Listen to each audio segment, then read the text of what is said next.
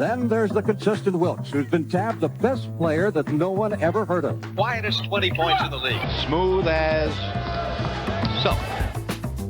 Here comes Jamal. He puts down 2 more. Jamal from the corner. Hey, my goodness, did he thrill that one. And when they call his nickname Silk, he is quiet, smooth, fluid.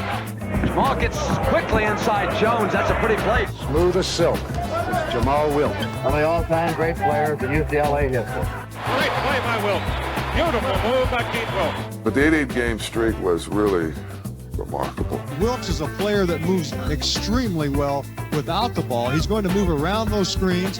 He's going to be in constant motion, not easy to play. And Wilks, without the ball, eludes one of the greatest defenders in the history of the game.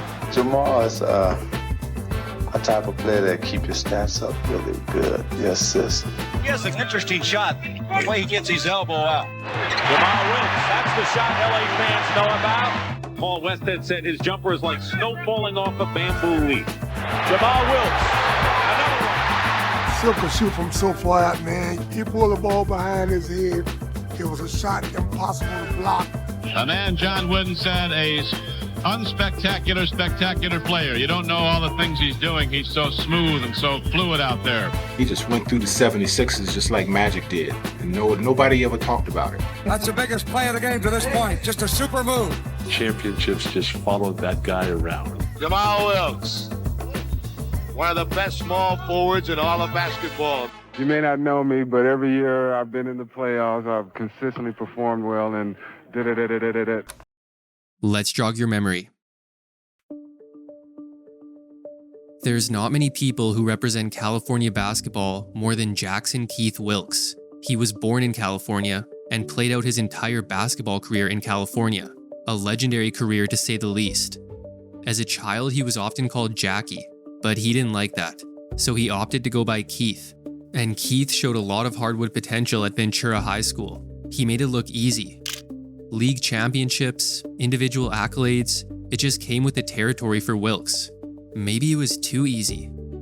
After all, he had skipped the 5th grade. He was already one of the best players in the state going into his senior year, when in reality, he was only a junior. But really, all of that high school competition was nothing compared to his older sister. Jamal Wilks, who learned to play basketball against his sister Naomi, who was 6'2", he was shorter, and when they were in grade school, Jamal Wilks said, I knew I was good when I learned to play against Naomi. It was better than most of the kids in the neighborhood. And now the 16-year-old was receiving recruiting letters by the truckload, but those letters were being delivered to a new address. In the summer before his senior year, the family moved to Santa Barbara after Wilkes' father, a reverend, accepted a call to a Santa Barbara church. And although CIF rules would have permitted Wilkes to play out his final year at Ventura, he didn't want to be away from his family. So the blue-chip prospect transferred to Santa Barbara High, and to no one's surprise, Wilkes was a star. The Dons were the team to beat in the CIF. The senior averaged 24 points and 16 rebounds, and the Dons rattled off 26 straight wins. However, their first loss was a big one because it came in the state semifinals, bringing an end to Wilkes' high school career, which meant the basketball star now had a decision to make. Where would the California native be going for college?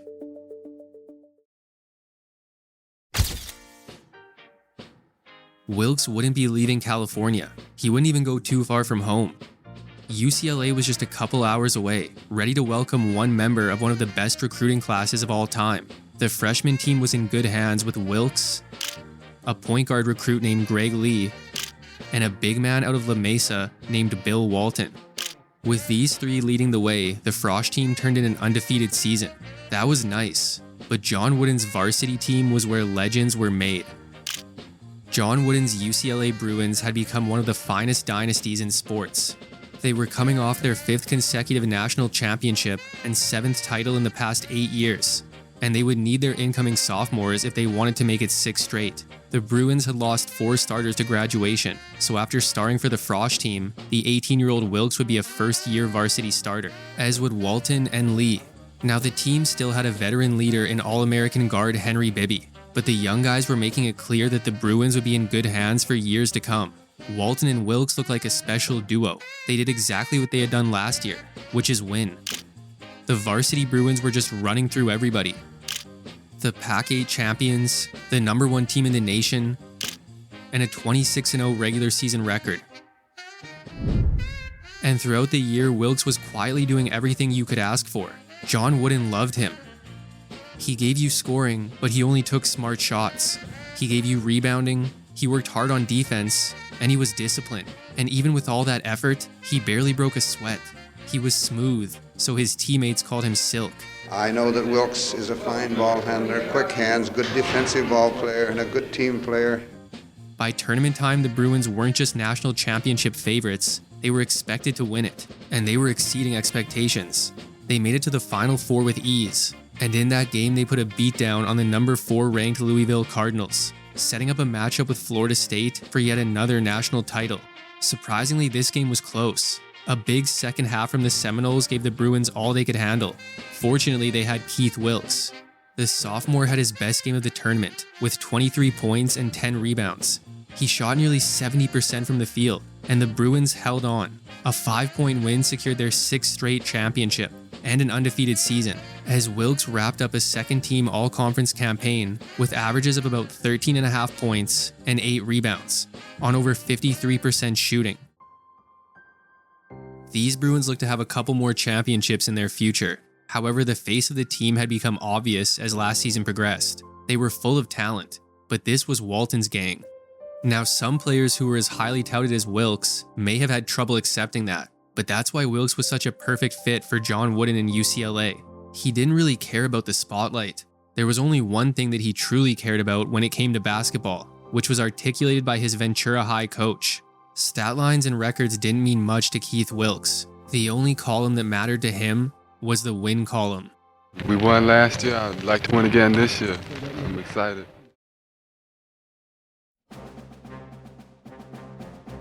The Bruins picked up where they left off last season. Bibby had graduated, and while the team was filled with talent top to bottom, they were led by 2 juniors, Bill Walton and Keith Wilkes. Walton was all everything, but Wilkes played the perfect sidekick as the team's second leading scorer and rebounder. He would also join Walton as a first-team All-American. He'd never get the praise or the fanfare that Walton got, so his coach made sure to bring attention to his play any chance he got. Never going to be recognized as much as he should be, a statement that would follow Wilkes for years. Regardless, at UCLA, the team was all that mattered. In late December, they won their 50th straight game, dating back to when Wilkes was on the freshman team. A month later, the streak was up to 60 games, tying the record set by the Bill Russell-led USF teams of the 50s. These Bruins needed a victory over Notre Dame. The pressure was on, but that's when Wilkes thrived. Shoots from 15 and hits. Keith Wilkes. Silk caught fire in the second half, scoring 14 of his team-high 20 points. Dribbling back and forth, fall away, 10-footer. Keith hits again. And it was never really in question. Win number 61, the longest in the history of college basketball. And there were no signs it would end anytime soon. UCLA followed up a 16-0 start with a 10-0 finish. Another undefeated season for the perennial title favorite Bruins. They cruised through the tournament once again, on the hunt for a 7th consecutive national championship.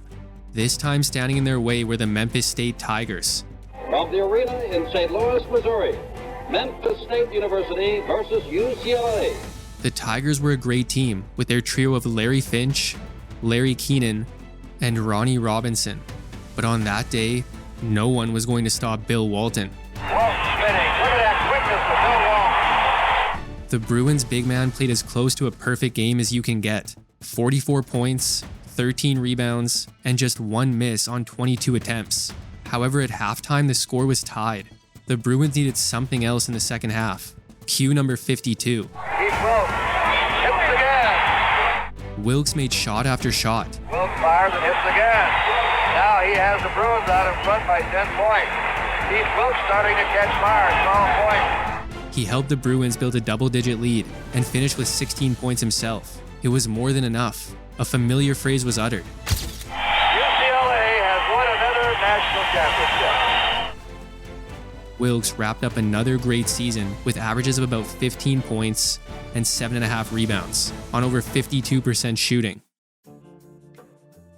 2 years, 2 championships, and a little more recognition for Keith Wilkes. And with their record-setting win streak still intact, Walton and Wilkes were back for their senior year, and it was back to business for the Bruins. Win after win after win, Walton still looked like the best player in America, and Wilkes still looked as smooth as ever.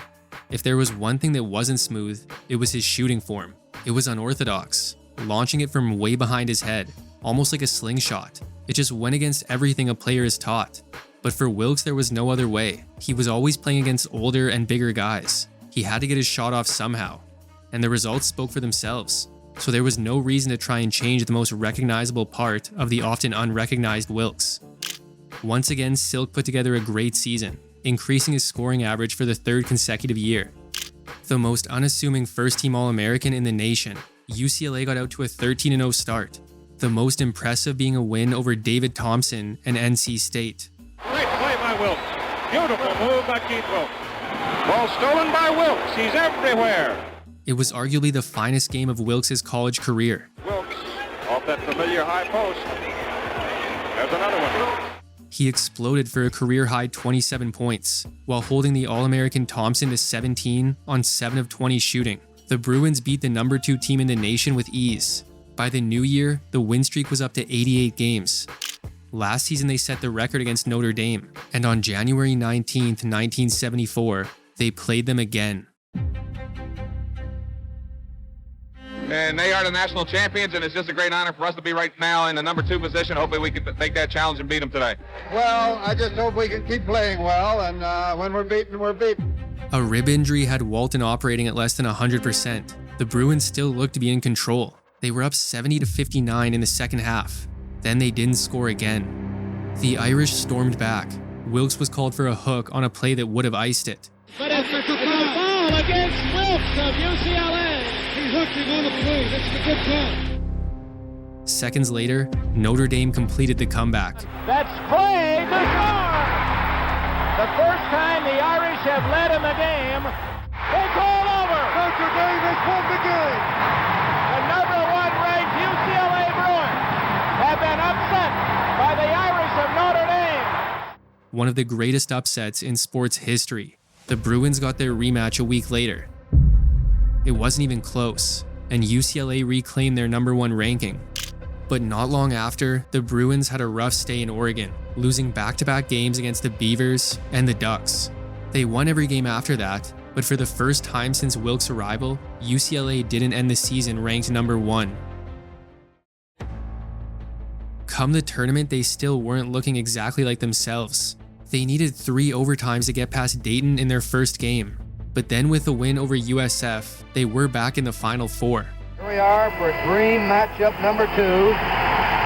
But this one, what they say, counts in the standings. NC State, the team Wilkes had played so well against earlier in the year. But this game would be one to forget. He just couldn't get his shot to fall. He scored 15, but it took him 17 shots to get it. And David Thompson was at the top of his game. The Wolfpack were ready, and it took 2 overtimes to decide a winner. UCLA squandered a late lead. In the final seconds, Wilkes fouled out. So he watched from the bench as the Bruins' legendary championship streak came to an end. North Carolina State has ended UCLA's national championship reign. 2 monumental upsets in one season. UCLA took out some frustration against Kansas in the 3rd place game, but it was no consolation. So Wilkes wouldn't hoist a championship trophy, as he ended his senior season with averages of about 16.5 points, 6.5 rebounds, and 2 assists per game. It was time for Wilkes to leave college behind. Ask anyone and they would say his next chapter would be the NBA. Wilkes had been touted as a future pro since high school. Except that was never his goal or priority. He had always been working hard in his classes to set himself up for the future, leaving UCLA as a 3-time academic All-American. But that didn't mean he didn't love basketball, and there were no question marks. He would absolutely be selected if he decided to go pro, so that's what he did.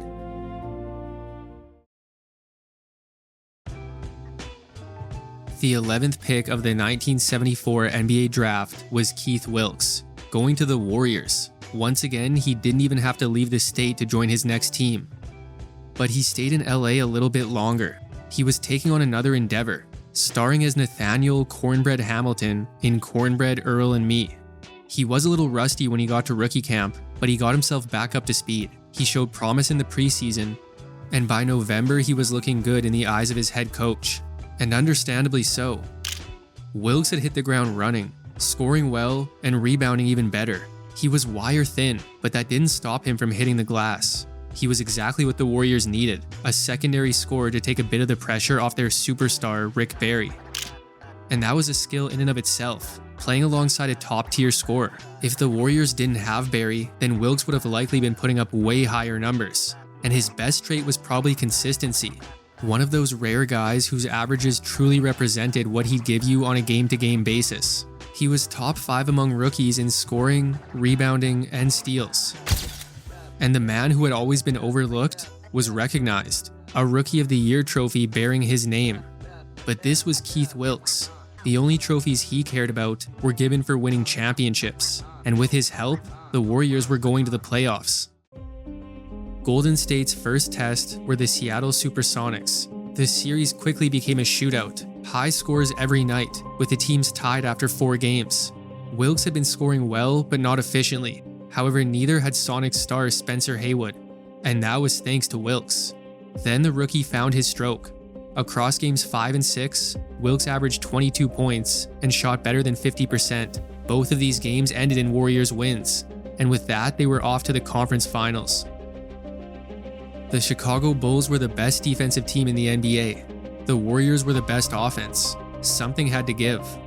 Wilkes exploded for 26 in the series opener, as the Warriors took the early lead, but come game 4, they were down 2-1 in the series, and down 19 in this game. A loss here would pretty much spell the end, but the Warriors, led by Rick Barry's 36 points, staged an improbable comeback to tie the series, eventually culminating in a do-or-die Game 7. Outside of Game 1, Wilkes had struggled in this series. Chicago's defense was stifling the rookie, but when the chips are on the table, you can count on Silk. Here's Keith Wilkes. Up on Walker. Here is Wilkes against Jerry Sloan. Wilkes led all scorers with 23 points. Inside Wilkes. Yet the Warriors again found themselves playing from behind, until late in the 4th. Here's Wilkes. Wilkes to the hoop. Wilkes' bucket put the Warriors ahead, and that's where they stayed. The clock hit 0, and Golden State had punched their ticket to the NBA Finals. Adel said that he watched the TV the night before, and they were picking the Bullets to win in 4 games. And they said, there's no way this team is going to win a game, not even a game. If they do win one, it'll be a fluke. Right.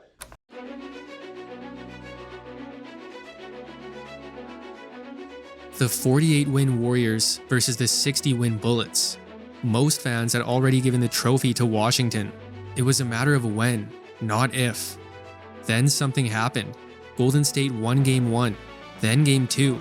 All of a sudden it was Game 4 in Washington, and the Warriors were 1 win away from a sweep. The Washington Bullets, the string has run out. They must either win today or suffer those embarrassing questions all summer long. Up to this point, Wilkes had been ice cold from the field. He was the Warriors' second best scorer, but he couldn't get the lid off the hoop.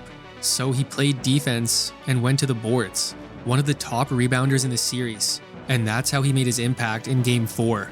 Off the rim, offensive board, Wilkes has followed up. It is a 1-point game. Wilkes had some big shots and big rebounds down the stretch. Wilkes takes it away. Keith Wilkes came in and stole it and tied it up. And the Warriors outlasted the Bullets. The Warriors have done it. The Golden State Warriors have just won the NBA championship. The underdogs were on top, and they hadn't even let Washington get a game. One of the greatest upsets in NBA history, and a good omen for Wilkes. It looked like the championships had followed him to the pros, as he wrapped up his rookie season with averages of about 14 points, 8 rebounds, and 1.5 steals per game. So now Wilkes could add a much preferred championship trophy to his Rookie of the Year trophy, engraved with the name Jamal Keith Wilkes, per his request. Back in college, Wilkes converted to Islam. However, he remained Keith Wilkes, but during the summer of '74, he chose his Muslim name, Jamal Abdul-Latif. After he was drafted, he informed the Warriors that he wanted to be called by that name. However, they had signed him as Keith Wilkes, and for recognition purposes, that's who they wanted him to stay. At some point, a compromise was made, possibly with the team or maybe with his father, and for the rest of his career, Silk went by Jamal, but the back of his jersey would always say Wilkes.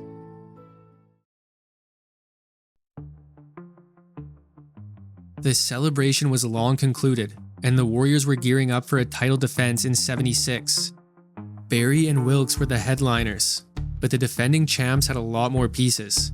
Phil Smith was the Warriors' second-round selection in last year's draft, and it looked like the Warriors had doubled up on future stars.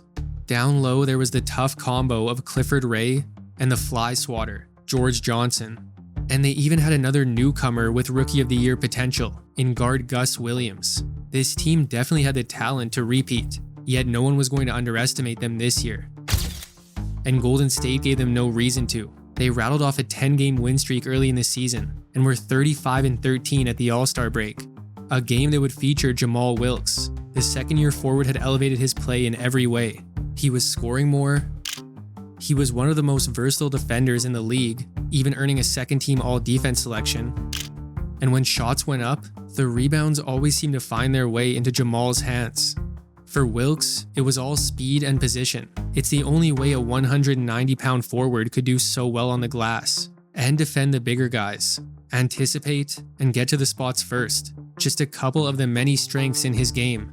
And just like Jamal, there wasn't much that the Warriors didn't do well. And what they did better than every other team in the league was win. Their 59-23 record was tops in the NBA, and a franchise record. Another title looked likely. However, the Detroit Pistons caught them by surprise in the conference semis, pushing the defending champs to 6 games, and they almost made it 7. Time almost out. Money puts it up. Tapped up. Tapped up. Here is the horn. The season is over for Detroit. So the Warriors avoided the upset and were heading back home to kick off the conference finals against Phoenix. Following some offensive struggles against the Pistons, Wilkes turned it around against the Suns, averaging nearly 20 points on 50% shooting, as well as a steal and a block over the first 4 games. But these Suns were just as deep as the Warriors, and a double OT loss in Game 4 had the teams going back to the Bay tied at 2. Golden State won the pivotal Game 5, but it was the last game they'd win. So the reign of the champion has ended here in Oakland, California today. The Warriors were stunned on their home court in Game 7. Last year they were the spoilers. This year their season was spoiled. The NBA would have a new champion. As for Wilkes, he finished his campaign with averages of about 18 points, 9 rebounds, and a steal per game. Going into the following season, there was no reason to believe the Warriors weren't still a title contender. They brought back their entire core from last year, and even though Rick Barry was slowing down, he was still giving you over 20 a night. And the Warriors front office just kept striking gold in the draft. This year it was a big man out of little-known Centenary College. His name was Robert Parrish. He gave the Warriors the confidence to trade away George Johnson mid-season, but it was a needed shakeup. Because at the time of the trade, they were only sitting at 22-19.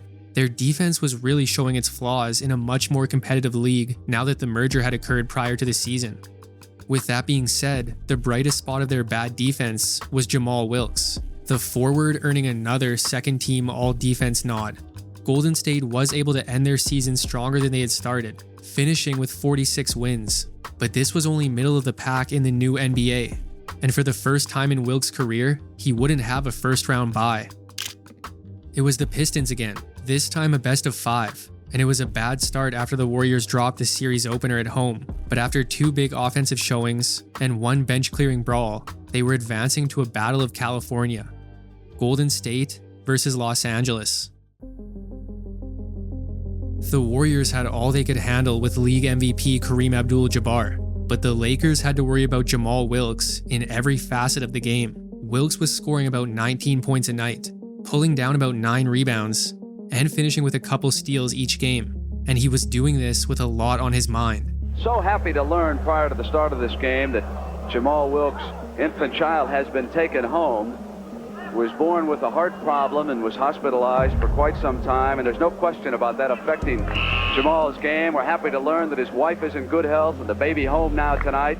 The Warriors dropped the first two on the road, then even the series back in Oakland. Over the next two, both teams took care of business on their home court. So with Game 7 set to take place at the Forum, it wasn't looking good for the Warriors. Wilkes looked great. He had his best game of the series with a team-high 24. But Rick Barry hit a cold streak. Kareem did whatever he wanted.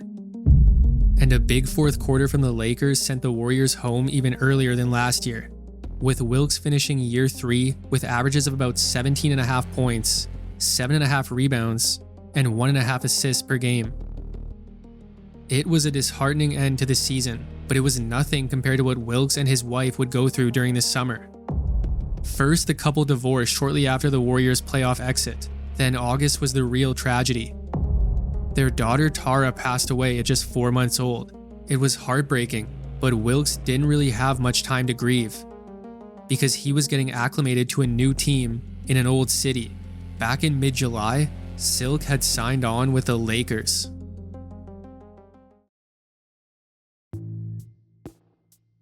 The Lakers had been tied to Wilkes for years, dating back to the draft when they planned to take the homegrown star before the Warriors swiped him away.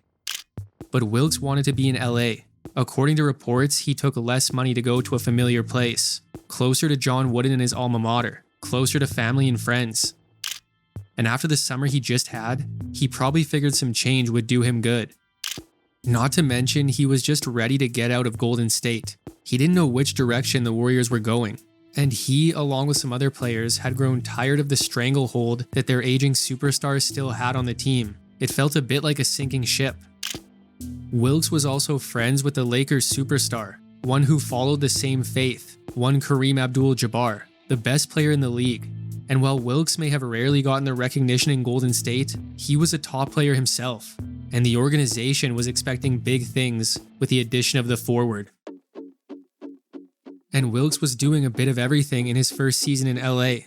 He was one of their best rebounders. He had a career year as a distributor and was still a sound defender, but his usual steady scoring was shaky. The points were much lower than in Golden State, but you can probably chalk that up to playing on a team with Kareem Abdul-Jabbar and LA's midseason acquisition, Adrian Dantley. The bigger issue for Wilkes was that the shots just weren't falling. He was eventually benched. Then in early February, he was sidelined.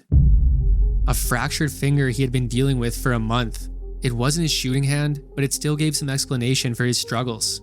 He played only a few more games over the remainder of the season, but he was ready come the Lakers' first-round series with Seattle. A series that was over pretty quickly. Wilkes was looking more confident with each game, but the Sonics just proved to be too much for the new-look Lakers, finishing them off in 3 games. With Wilkes wrapping up his first season in LA with averages of about 13 points, 7.5 rebounds, and 3.5 assists per game. So it was an underwhelming return to Los Angeles for Wilkes. It wasn't bad, but it didn't exactly yield the expected results. And with the big contract he had gotten, some questioned if he deserved it. But he had been through a whole lot leading up to last year. Then his season hampered by injury didn't help. Jamal Wilks had a down year, but he was too consistent for that to happen again. The top end of the Lakers roster was as good as any team in the league. Kareem still dominating. A full season of Adrian Dantley, who was one of the better young scorers in the league. And a second-year point guard in Norm Nixon, who looked like the future. Then there was Wilkes, back in the starting lineup and looking as smooth as ever. Jamal Wilks gets up on that scoreboard for the first time here, and that's what the Lakers need. Jamal gets quickly inside Jones. That's a pretty play. Jones is a tough defensive player. Passes to Wilks, and the fast break does it. This was looking more like the sidekick the Lakers envisioned for Kareem. He was a lot more comfortable this season. Coming from Golden State, the Warriors relied on the outside shot. The Lakers, however, liked to run. And now that Wilkes was used to it, he was scoring at the best rate of his career. Jamal Wilks is certainly one of the most important offensive players on the Laker team. But his shooting was still there, and that jumper couldn't have looked prettier. Smooth as silk. It's Jamal Wilks. He was also the team's second leading rebounder and their most versatile defender. That's what head coach Jerry West liked the most about him. Wilks would defend anybody and do it well. Wing players, post players, even help defense. Wilks was exceptional on that end. And he was a big reason for the Lakers' early season improvement, even if he didn't get the recognition. But as the year wore on, the Lakers came back down to earth. Still good, but not the powerhouse they looked like over the first couple months. They stumbled down the stretch and only managed 2 more wins than last season. But Wilks and the Lakers were ready for a better playoff showing this year. Round 1 brought the Denver Nuggets, and a healthy Wilks would be a real factor. After the Lakers dropped the opener, Wilks proceeded to go on a 2-game tear, 26-13 in Game 2, 23-10 in Game 3, both ending in Laker wins. The team was on their way to the second round, a playoff rematch with the Supersonics. Wilks and the Lakers started slow on the road. Going back to LA for Game 3, the Lakers were winless in the series.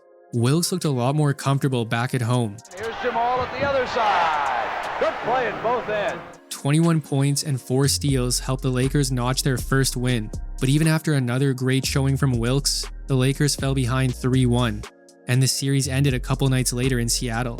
Another playoff loss to the Sonics. But for Wilks, he finished his redemption season with averages of about 18.5 points, 7.5 rebounds, and 3 assists per game.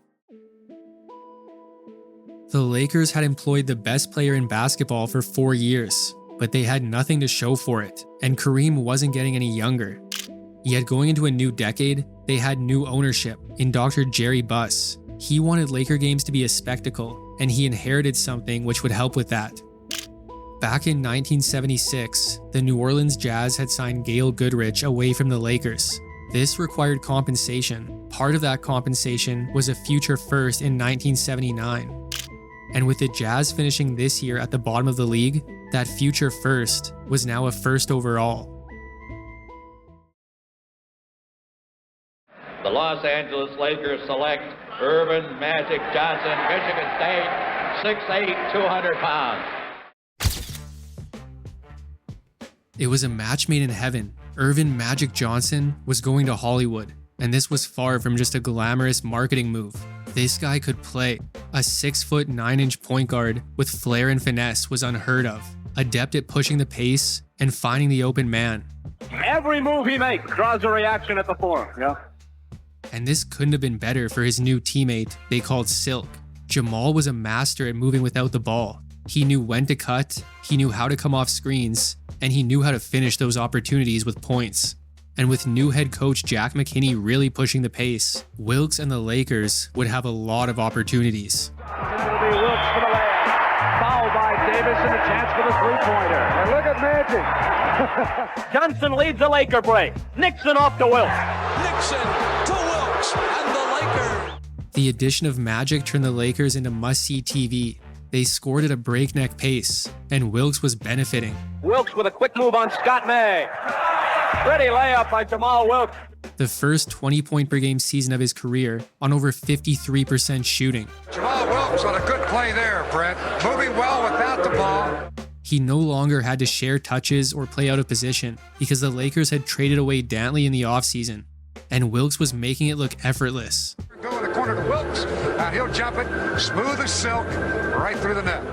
Assistant Paul Westhead likened his approach to a surgeon. He was calm and calculated, opening up the defense, doing his work, then finishing with a smile. On the surface, it was still the Magic and Kareem show, but with Wilks and Norm Nixon in the fold, it was showtime. The Lakers got out to a blistering start. Magic Johnson of the Los Angeles Lakers, better than advertised.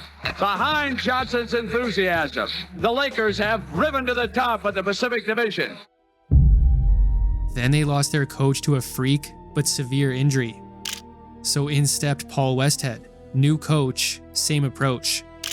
The Lakers hit the All-Star break near the top of the standings. Kareem and Magic were All-Stars, but not Wilks. Even in the midst of his best pro season to date, the accolades still eluded the forward. But all the winning more than made up for it. Basketball was revived in LA. The Forum was the place to be, and the Lakers were the team to beat. 60 wins and a first-round playoff bye.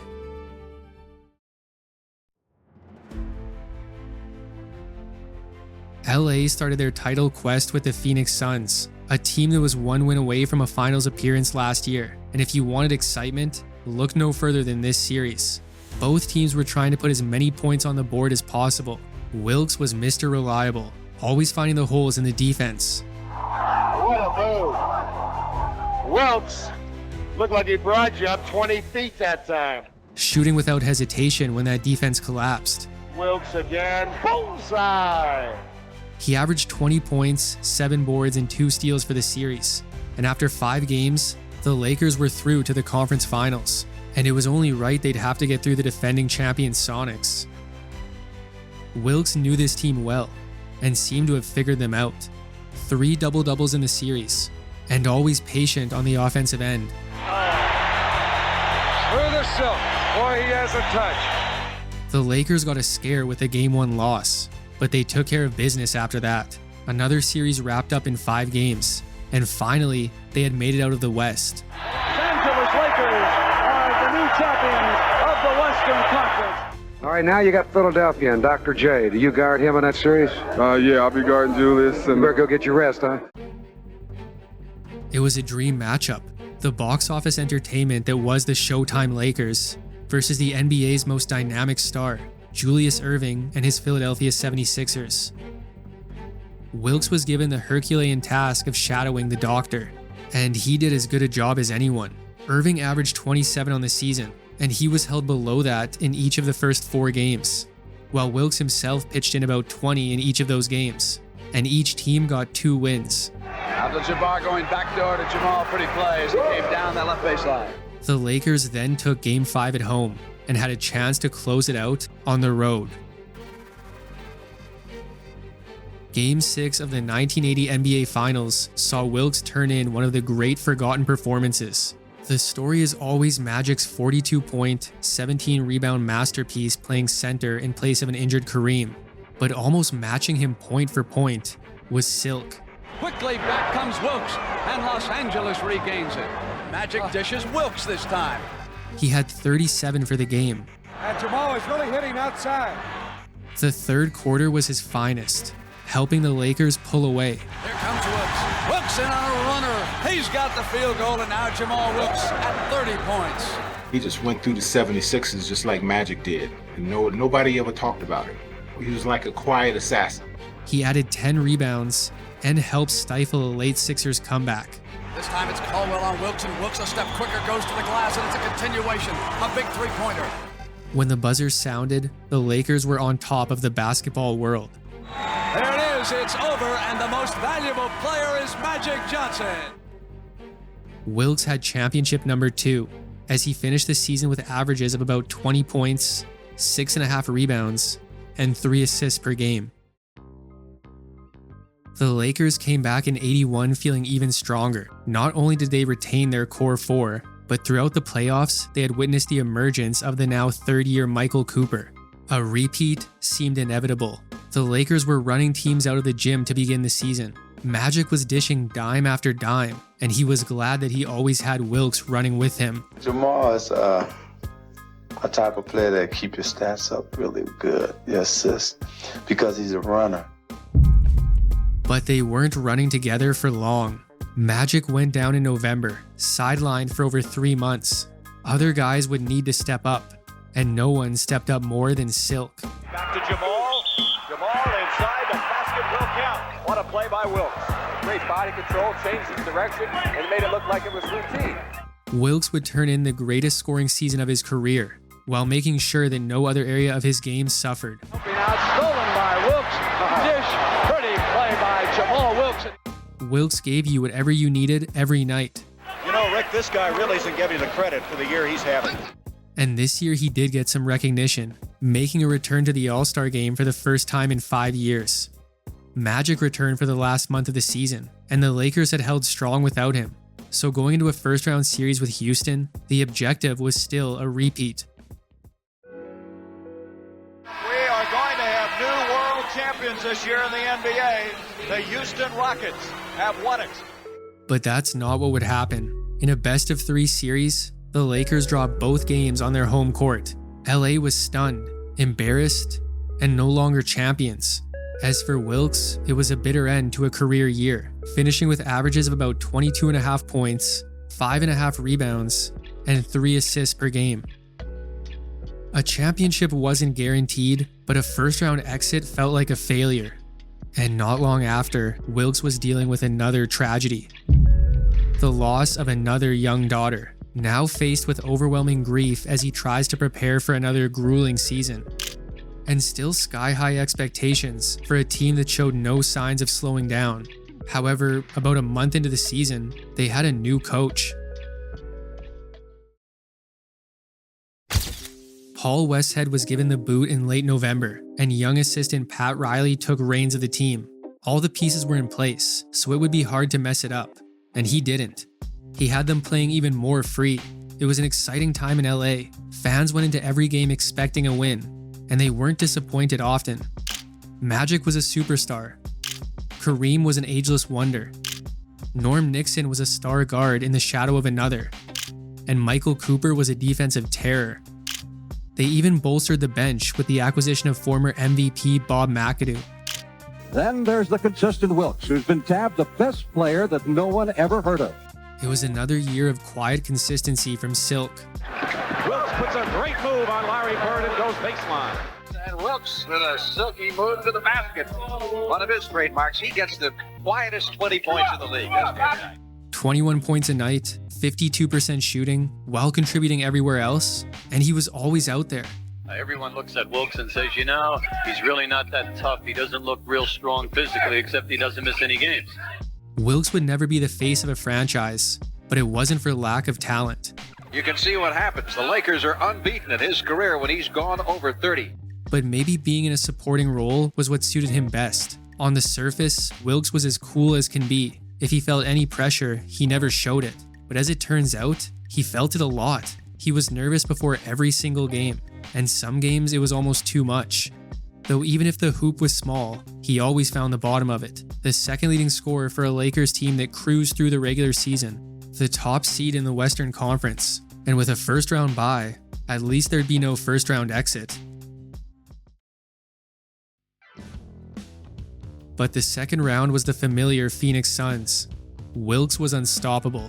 His 24 points per game led all scorers, and he shot over 65%. It was a 4-game series sweep for LA. These Lakers were on a mission.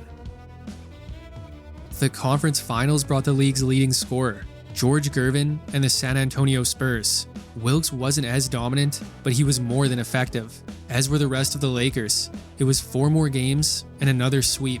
LA was heading back to the NBA Finals, yet to experience a loss. It was a rematch of 2 years earlier. Dr. J was back in search of his first ring. The Lakers were trying to deny him for the second time in 3 years. And throughout the series, they were relying on number 52. Jamal Wilks sandwiches in, basket good, and a foul. Jamal Wilks. Look at the pass back to Jamal Wilks. That's the Laker break. The Lakers were force-feeding the forward, and he would in turn be their leading scorer. And like 2 years earlier, when Game 6 rolled around, LA had a chance to end it. And like 2 years earlier, Wilkes played his best game. Jamal Wilks, that's the shot LA fans know about. It wasn't 37 points, but a team-high 27 was close enough. Jamal Wilks, another one. And after a 1-year hiatus, the Lakers returned to the throne. For the 13th consecutive year, a new champion in the NBA. Here to the new champs, the Lakers. It's over. Jamal Wilks had added championship number 3, after a season which had seen him average about 21 points, 5 rebounds, and 1.5 assists per game.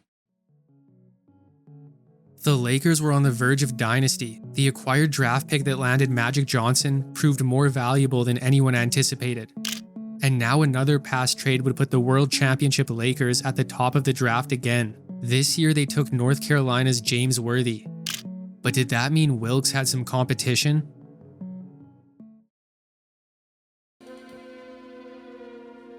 There wasn't much else to say about the Lakers. It was the same core, the same breakneck pace, and the same results. Wilkes will score the foul on Kelly. Lakers really ran that break nice. Again, they were sitting in first place at the All-Star break. And for the third time, it was an All-Star break which included Silk Wilkes. With the season he was having, he deserved it. You could practically guarantee about 20 points a night from the forward. Jamal against Dr. J. Jamal to the dribble. He beats Jay for a hook shot of 6 straight away. That's a good play. Nice play. If you relaxed for a second, he'd find the opening. And Wilkes, without the ball, eludes one of the greatest defenders in the history of the game, Jones. And anything inside the three-point line really felt automatic. Bounce the ball to Wilkes. His 20-foot layup. A right-hand jumper is good. Jamal Wilkes. He didn't rebound as much as he did in his early career, but when you got Magic Johnson, you don't want Wilkes under the hoop. You want him running the break. And Wilkes will be the man to finish it off. The Lakers rode that break to another first-place finish in the West. Their second attempt at back-to-back titles would begin with the Portland Trail Blazers.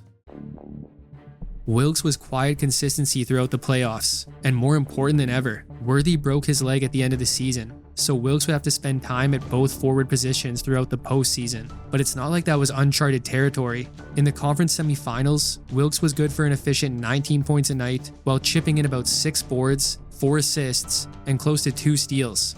And LA finished off Portland in 5 games. The conference finals was a rematch with the Spurs. It was an even better showing for Wilkes.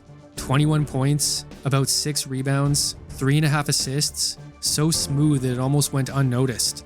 But what you couldn't ignore was the struggles of George Gervin. Wilkes spent a lot of time guarding the Iceman, who in turn was held 4 points below his season average. The Spurs still gave LA a couple scares, but after 6 games they were out of the West and heading back to the finals. Surprise, surprise. It was the Philadelphia 76ers, a team that didn't have a lot of differences from last year. Well, except for one big difference. The Sixers had gone out and got Moses Malone, who took home league MVP this year. So this series was going to be different, and it absolutely was. The Lakers dropped Game 1 on the road, then Game 2. Not good, but they should get right back into the series at home, except Game 3 was a blowout loss. Then 2 nights later, it was over. Julius has his ring. Moses Malone did what Philadelphia wanted him to do. The champions of the NBA 1982-83. The Lakers didn't know what hit them. Philly finally got the monkey off their back, and LA didn't even get a game. Another thwarted repeat bid to end a season which had seen Wilkes average about 19.5 points, 4.5 rebounds, and 2.5 assists per game. Just like their playoff loss in 81, in no way was this the end of the Lakers dynasty. James Worthy was coming back, and their core was still going strong. Well, what was left of it? Stormin' Norman Nixon was gone. It didn't make sense to have 2 great point guards. So LA packaged him to San Diego and received Byron Scott in return. LA was ready to run the West for years to come.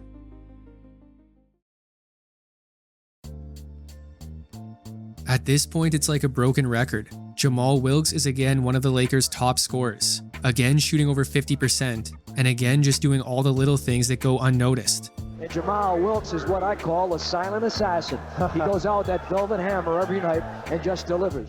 That's just how it would be. LA was flash and flare, but Wilks always chose effective over exciting. It was like he had the blueprint of how to play basketball. No mistakes, no weaknesses. And even after so many successful years, he was always trying to improve. Pat Riley says the most coachable player he has in the team, constantly asking questions. He was smooth as silk, and it was a beautiful thing. Jamal again, smooth as can be. But smooth doesn't last forever. Eventually you're going to find an imperfection. And for Wilks, it was a lingering sickness. With the Lakers gearing up for another playoff run, Wilks was sidelined. A gastrointestinal virus kept him out of their first-round series, then most of their second-round series. He was finally available come the conference finals. However, the side effects lingered. He was weak and forced to play very limited bench minutes in the Lakers' 6-game series win over Phoenix. It was the NBA Finals of everyone's dreams, Boston Celtics versus LA Lakers, one of the best rivalries in sports. In any other year, Jamal Wilks would have been an X factor. But not this year. His strength was still zapped. His minutes were low, and his contributions were mostly minimal. Overall, a hotly contested 7-game battle, but it ended in Lakers defeat, and it was an all-around disappointing end to the year for Wilks. closing out his season with averages of about 17.5 points, 4.5 rebounds, and 3 assists per game. Jamal Wilks was set to begin the 11th year of his career. Aside from the broken finger in Golden State, he had never really experienced prolonged ailment. He hoped it would be a fresh slate in 1985, but it was the exact opposite.